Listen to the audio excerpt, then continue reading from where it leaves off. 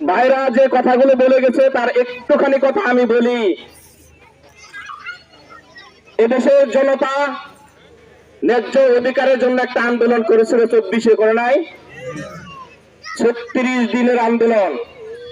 সেই আন্দোলনে আমরা ছাত্রদের পাশে ছিলাম।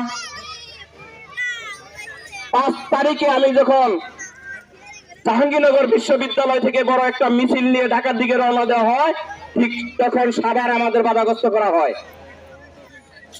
ঠিক সেই জায়গায় প্রায় অনেক সময় তাদের সাথে লড়াই করার পরে প্রিয় ভাইরা, এই অবস্থা থেকে যখন আমি রক্তাক্ত শরীর নিয়ে কোন মেডিকেলের দিকে যাইতে পারছিলাম না, ঠিক আমাদের সংগঠনের একটি বোন আমাকে সেই বাড়িতে আশ্রয় দিয়েছিল।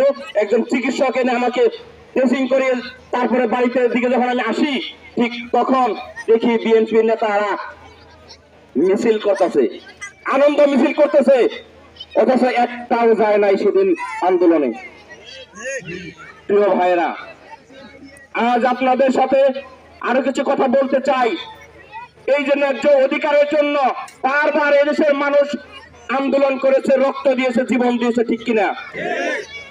ঠিক এইবার যদি আমরা আরেকটা ভুল সিদ্ধান্ত নেই, তাহলে এই ভুল সিদ্ধান্তের কারণে আবার ন্যায্য অধিকারের জন্য এদেশের ছাত্র জনতাকে, এদেশের যুবক ছেলেদেরকে আবার মাঠে নামতে হবে, আবার মরতে হবে।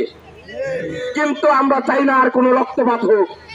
এবারের জবাব দেব আমরা ভোটের মাধ্যমে, ব্যালটের মাধ্যমে।